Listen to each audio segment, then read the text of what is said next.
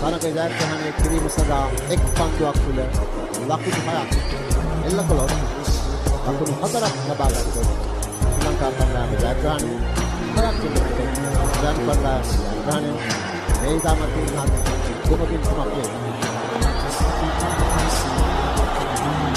පන්දුව යොමු වෙන අවුද පන්දුවක් ඇදීනයි පන්දුව වෙතට පැමිණෙනවා. රැකගන්නා මේ අවස්ථාවේදී සියලුම ක්‍රීඩකයන් දවා ගැනීමට සමත් වෙනවා. තරගාවලියේ විශිෂ්ට ජයග්‍රහණයක් හිමි කර ගැනීමට සමත් වෙනවා. පිළිපිට තරග තුනක් අඛණ්ඩව පරාජයට පත් කරගෙන ඔස්ට්‍රේලියානු කණ්ඩායම ශ්‍රී ලංකා කණ්ඩායම විජයග්‍රහණය හිමි කර ගන්නවා. ආර් ප්‍රේමදාස ජාතික ක්‍රීඩාපතිගේ එදා වසර 30කට පෙර ආතුව ආයක අර්ජුන රන්තුක පරාජයට පත් කරා. අලන් බෝඩ ඔස්ට්‍රේලියානු කණ්ඩායමේ නායකත්වයේ දරූ යුගයේදී අදේ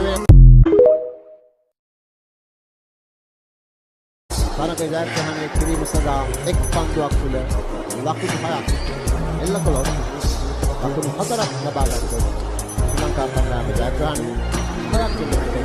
දැන් කණ්ඩායම මේ ඉතාමත් ඉන්නත් දුමකින් තුනක්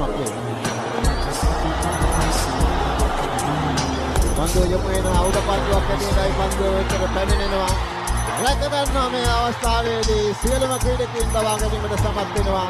තරගාවලියේ විශිෂ්ට ජයග්‍රහණයක් හිමි කර ගැනීමට සමත් වෙනවා. පිළිපිට තරග තුනක් අඛණ්ඩව පරාජයට පත් කරගෙන ඔස්ට්‍රේලියානු කණ්ඩායම ශ්‍රී ලංකා කණ්ඩායම විජයග්‍රහණය හිමි කර ගන්නවා. ආර් ප්‍රේමදාස ජාතික ක්‍රීඩාපතිගේ එදා වසර 30කට පෙර ආතුව ආයක අර්ජුන රන්තුක පරාජයට පත් කරා.